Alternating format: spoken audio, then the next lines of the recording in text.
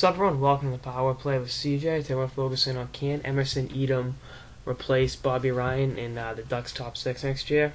Easy answer is yes, but we've got to put an asterisk on there. Let's focus on what Emerson Etem's done in the past. First of all, both of them leave little to be desired in the passing department.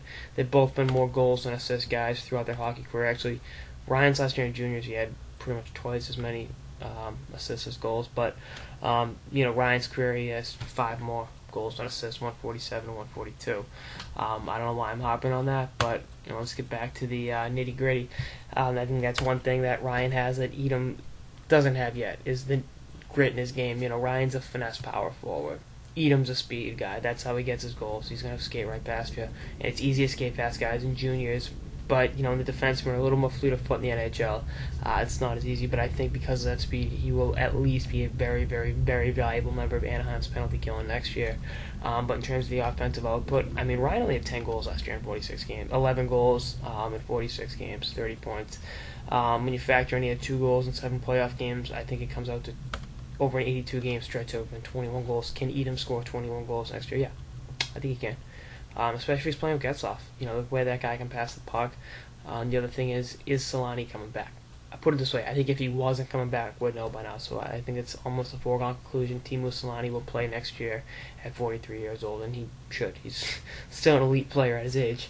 But I've been rooting for Etem for a long time. I remember hearing him when he's coming up through Shattuck St. Mary and the U.S. development team, and then went to Medicine Hat, was a first-round pick by the Ducks in that great 2010 draft that was actually in Los Angeles at Staples Center, and has really gone up in productivity after that.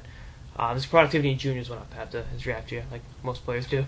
He had 80 points after that with Medicine Hat, 45 goals, and then his last year in juniors, 2011, 2012, completely blew it out with 61 goals in 65 games. Success didn't follow him at the World Juniors, but he still won a bronze medal in the ire of everyone in Buffalo in 2011, so there's that. But in terms of what he can do, I really think if he's given those minutes, gets to see time on the power play, and gets to use his speed on the penalty kill. Because a guy like that, if he's killing penalties and doing stuff, even if he's not scoring, he's involved. So, that's what you got to do. Because you're not going to score at a high clip at the same level that you did elsewhere. Even in the AHL, he only had 16 points in 45 games with the Norfolk Admirals.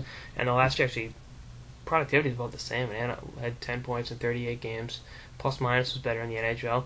And he had 5 points in 7 games in the series against Detroit. So, I think he was one of Anaheim's better players in that series. So there's that to go off to. I'm excited for Etem. I've been following him for a while.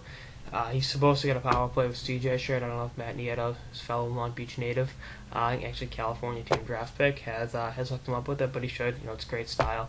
And, bottom line is, I think he can do it.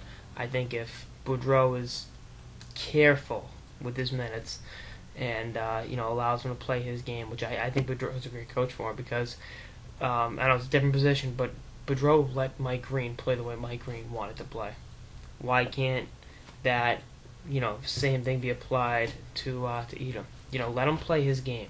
He's not a great passer. He's a goal scorer. Let him do that. Don't worry about.